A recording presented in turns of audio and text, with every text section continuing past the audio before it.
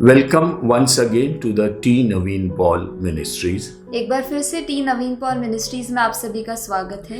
Friends, it has been a very long gap that we did the last recording. और मित्रों, बहुत समय हो गया जो पिछली रिकॉर्डिंग हमने की थी, But by God's grace, we are back again into our regular study. लेकिन परमेश्वर के अनुग्रह के कारण हम लोग फिर से हमारे अध्ययन में वापस आ चुके हैं। Friends, we have been studying on the book of Revelation.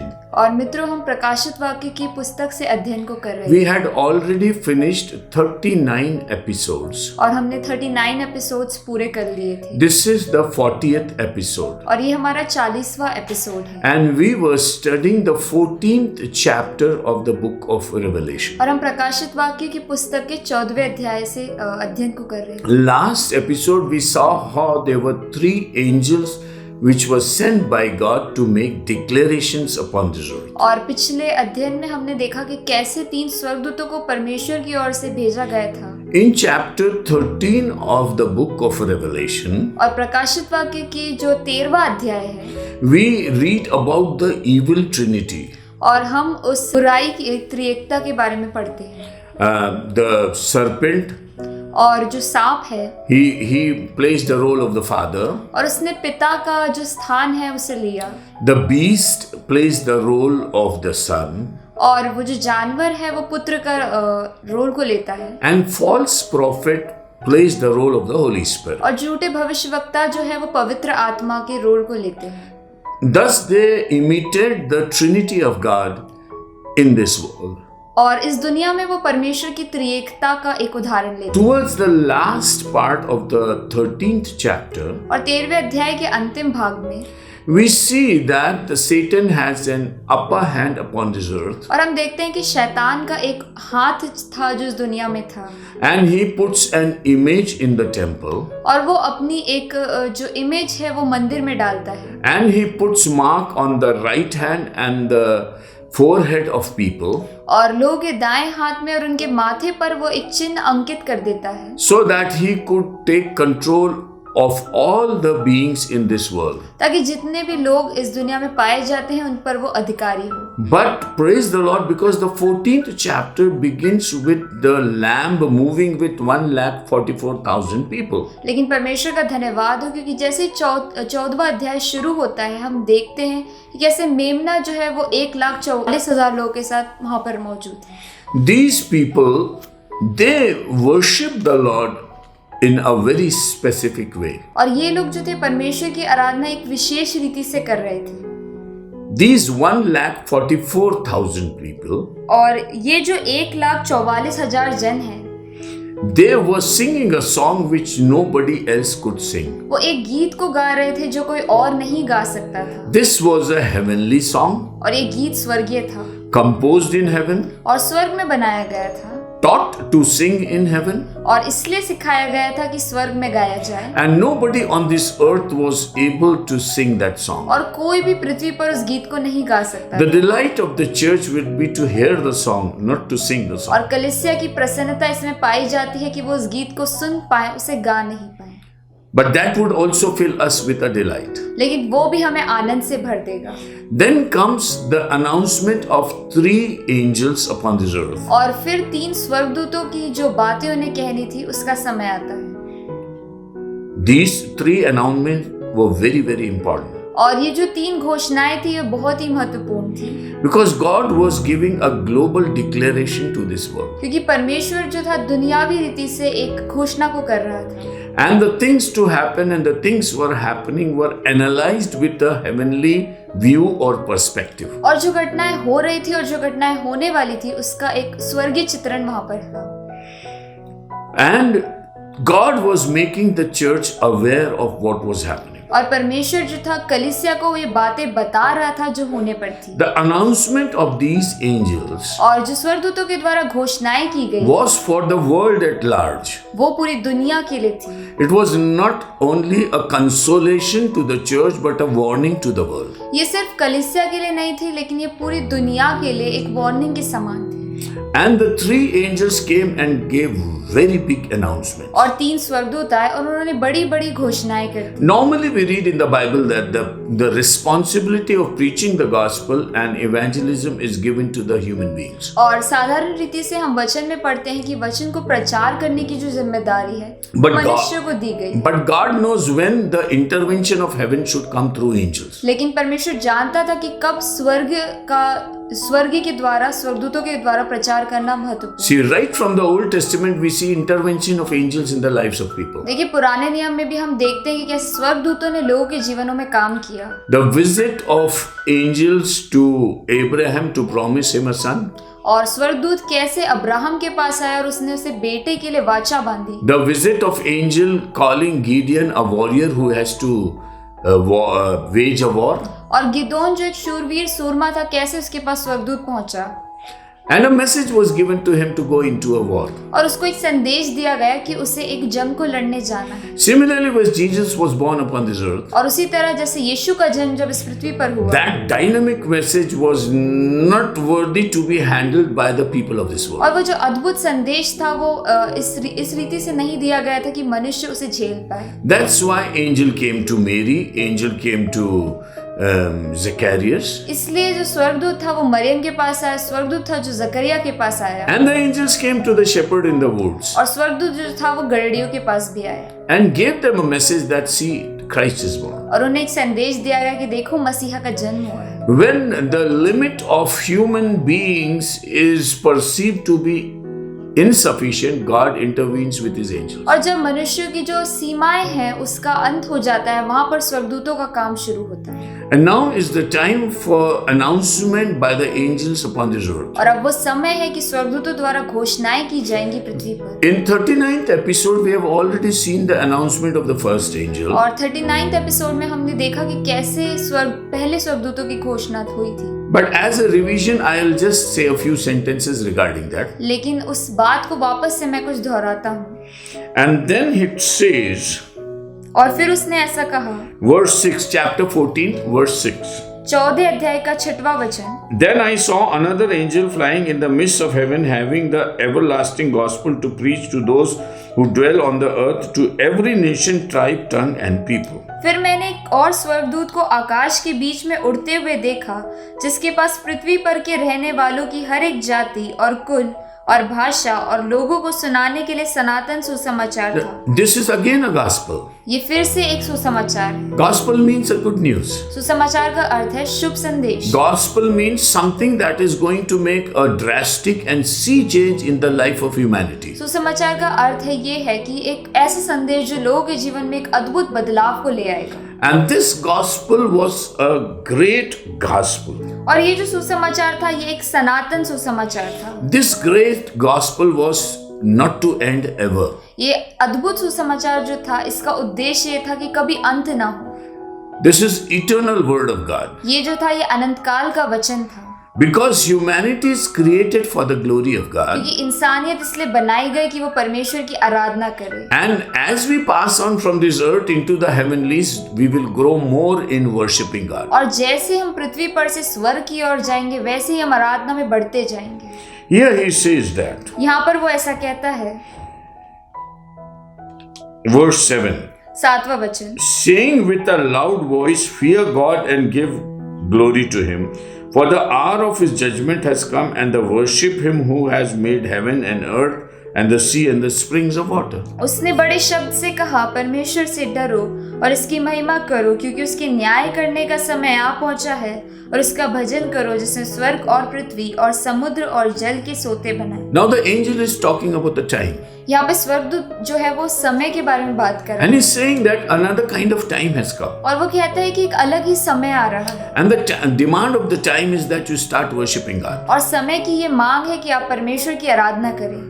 Because his judgment is coming very क्योंकि close. उसका न्याय का समय बहुत ही शीघ्र है। You see, we need to understand that Satan was trying to take over this world with his own luring false promises. देखिए हम इस बात से समझते हैं कि जो शैतान है वो इस दुनिया का अधिकार लेना चाहता था अपने झूठे वाचाओं के द्वारा। And he was so taking over the people that they were just going after the beast and after the satanic powers. और शैतान दुनिया को इस तरह से अपने कब्जे में ले रहा था कि वो सिर्फ उस जानवर के पीछे और उसके जो सामर्थ्य उसके पीछे जा रहे थे। But here the angel talks about two things. लेकिन यहाँ पर स्वर्गदूत दो चीजों के बारे में बात करता And we है need to understand this because this could become a hallmark or recognition of our faith in God. और हमें इस बात को समझना है क्योंकि ये हमारे परमेश्वर में विश्वास करने का चिन्ह बन जाएगा।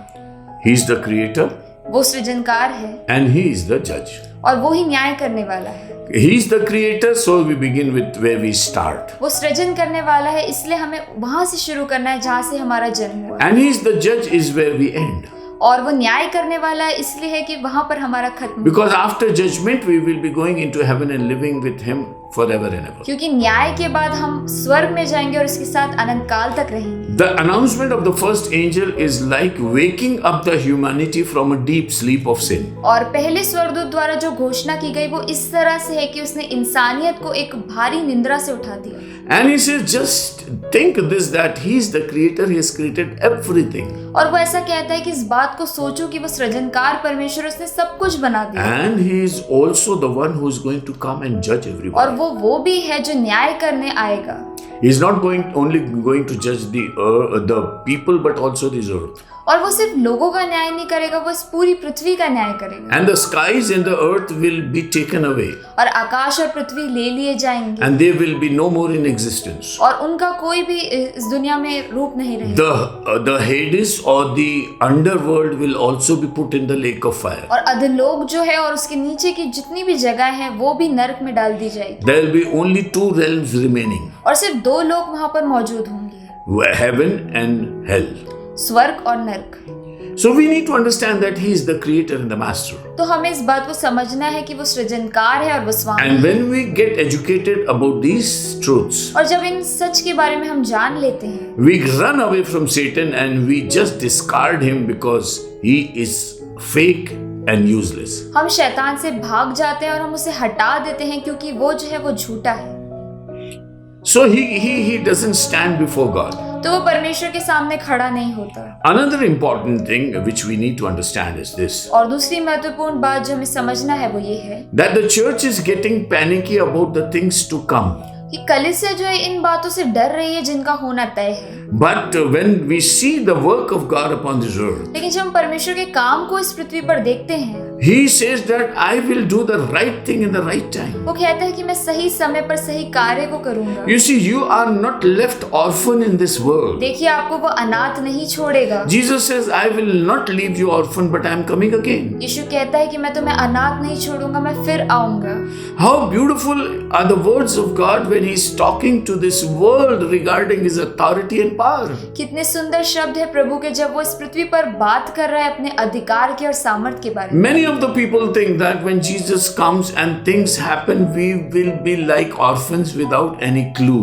और बहुत से लोग ऐसे सोचते हैं जब यीशु आएगा और घटनाएं घटेंगी तो हम अनाथ के समान हो जाएंगे, हमें कुछ पता नहीं होगा। So coming of Jesus will be like a big accident which we are not aware of. तो यीशु का आना ऐसा होगा जैसे कोई बड़ा एक्सीडेंट जिसके बारे में हमें पता ही ना हो। No, but God is educating us. लेकिन परमेश्वर तो हमें सिखा रहा है। And he's not only educating the church, but he's educating the world. लेकिन परमेश्वर ना केवल कलीसिया को सिखा रहा है, वो पूरी दुनिया को सिखा रहा है। And because of the global preaching of the angel, और क्योंकि स्वर्गदूत ने पूरी दुनिया को संदेश दिया, there'll be many people who will repent of their sins and come to God. बहुत से लोग रहेंगे जो अपने पापों से पश्चाताप करेंगे और प्रभु के पास आएंगे। Because truth sets people free. क्योंकि सत्य जो है वो लोगों को आजाद कर देता है। Because truth makes people pure. क्योंकि सत्य जो है वो लोगों को निष्कलंक बना देता है। The sanctity of the word of God is going to be operative in the last days. और परमेश्वर के वचन की जो सामर्थ है वो अंत के दिनों में काम में आएगी। And God is going to speak to the people of this world. और परमेश्वर जो है इस दुनिया के लोगों से बात करेगा। As when Adam and Eve sinned,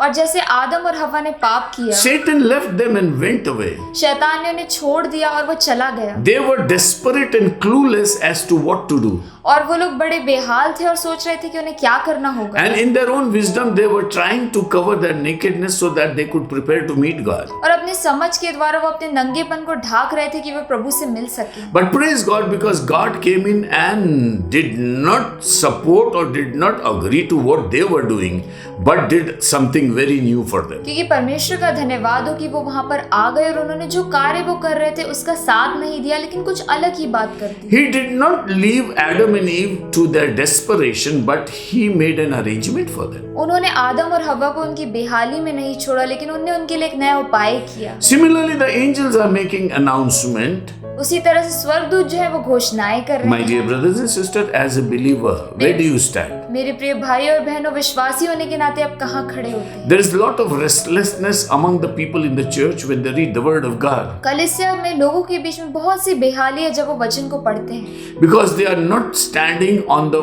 foothold that the Lord gives them. क्योंकि वो उस स्थान पर नहीं पाए जाते जो प्रभु ने उनके लिए तय कर रखा। The word of God takes care of each and every person. परमेश्वर का वचन हर एक जन का ध्यान रखता है। So we should not be as people devoid of the word of God, scattering here and there in this world. तो हमें वो लोग नहीं बनना है जो परमेश्वर के वचन के बिना है और इधर उधर तितर बितर हो रहे हैं। So the invitation to the humanity is this. तो इंसानियत के लिए बुलावा ये है, Though Satan is attracting you, और हो सकता है कि शैतान आपके पीछे है, but don't give in to him. लेकिन उसे अपने ऊपर काबू न करने दीजिए, But resist him, because God is the creator and the judge of this world. लेकिन उससे अपना पीछा छुड़ाइए, क्योंकि परमेश्वर जो है वो सृजनकार है और न्याय करने वाला है। That is awesome and beautiful. और ये बहुत ही अद्भुत और सुंदर बात है। Now we come to the second announcement. और हम दूसरी घोषणा की ओर आते हैं, This is the subject matter for today. और ये हमारा आज का विषय है। Verse 8. 8वां वचन, And another angel followed, saying, Babylon is fallen, that great city, because she has made all nations drink of the wine of the wrath of her fornication. फिर इसके बाद एक और दूसरा स्वर्गदूत यह कहता हुआ आया, गिर पड़ा वह बड़ा बेबीलोन, गिर पड़ा जिसने अपने व्यभिचार की कोपमय मदिरा सारी जातियों को पिलाई है। Now there the angel makes an announcement. यहाँ पर स्वर्गदूत एक घोषणा को करता है, And before the Babylonian episode happens, और इससे पहले बेबीलोन का जो एपिसोड है वो हो, God informs the people to be aware of Babylon. परमेश्वर लोगों को बता देता है बेबीलोन के बारे में। Now about Babylon we read in the 17th and 18th chapter of the book of Revelation. और बेबीलोन के बारे में हम 17वें और 18वें अध्याय में पढ़ते हैं। 2 full chapters are given to the city of Babylon. और बेबीलोन के शहर के बारे में पूरे 2 अध्याय दिए गए। Why is so importance given to this city? इतनी महत्वपूर्णता क्यों दी गई? Because see, Jerusalem will be the power of administration or ruling of the Antichrist. और यरूशलेम जो है ये वो स्थान है जहाँ से जो मसीह विरोधी है वो अपने कार्य को करेगा। But Babylon is a place which is a business place for the world. और बेबीलोन जो है वो ये स्थान है जहाँ से व्यापार होगा पूरी दुनिया के लिए। Even if today you see this world, और यदि आप आज भी इस दुनिया को देखते हैं, the business community is dominating the political community. और ये जो व्यापार करने वाली संस्था है, ये जो पॉलिटिकल संस्था है उसके ऊपर है। So money has a big power. तो पैसा जो है उसका बहुत ही सामर्थ्य है। And whatever influence Satan wants to put upon people from Jerusalem, और जो कुछ भी शैतान जो है यरूशलेम की ओर से लोगों पर डालना चाहता है, more effect will be from Babylon. और उसका ज्यादा प्रभाव बेबीलोन से पड़ेगा, Because business city independently covers the whole world. क्योंकि व्यापारिक स्थान जो है वो अपने आप से ही पूरे देश पर काबू। And in a sense, the business world will take over the administrative world of Jerusalem. और ये व्यापारिक स्थान जो है ये अपने काबू कर लेगा पूरे शहर पर। And that is why God will put down Babylon. और इसलिए परमेश्वर जो है बेबीलोन को नीचे कर देगा। Before he winds up the earth, और इससे पहले वो पृथ्वी को मिटा दे, he will wind up the Babylon, city of Babylon. वो बेबीलोन शहर को मिटा देगा। If you read the last part of the 17th chapter of Revelation, यदि आप प्रकाशित वाक्य के 17वें अध्याय के अंतिम भाग में देखते हैं, verse 15 onwards, 15वें वचन से आगे, Please read in Hindi. फिर उसने मुझसे कहा, जो पानी तूने देखे जिन पर वेश्या बैठी है, वे तो लोग और भीड़ और जातियां और भाषाएं हैं। Keep on reading till the last. जो 10 सींग तूने देखे वे और पशु और उस वेश्या से बैर रखेंगे और उसे लाचार और नंगी कर देंगे और उसका मांस खा जाएंगे और उसे आग में जला देंगे, क्योंकि परमेश्वर उनके मन में यह डालेगा कि वे उसकी मनसा पूरी करें, और जब तक परमेश्वर के वचन पूरे न हो ले तब तक एक मन होकर अपना अपना राज्य पशु को दे दें। वह स्त्री जिसे तूने देखा है वह बड़ा नगर है जो पृथ्वी के राजाओं पर राज्य करता है। Chapter 50, verse 15 onwards, chapter 17. Then he said to me, the waters which you saw, where the harlot sits, are peoples, multitude, nations, and tongues. You see a harlot sitting on water. Water or sea or huge water bodies always representative of people at large. And it is clarified here. और आप वहाँ पर देखते हैं कि उस पानी पर एक वेश्या जो है वो बैठी हुई है, और पानी जो है जितने बड़े सागर हैं वो लोगों को दिखाते हैं। And the 10 horns which you saw on the beast, these will hate the harlot, make her desolate and naked, and eat her flesh and burn her with fire. 16th verse.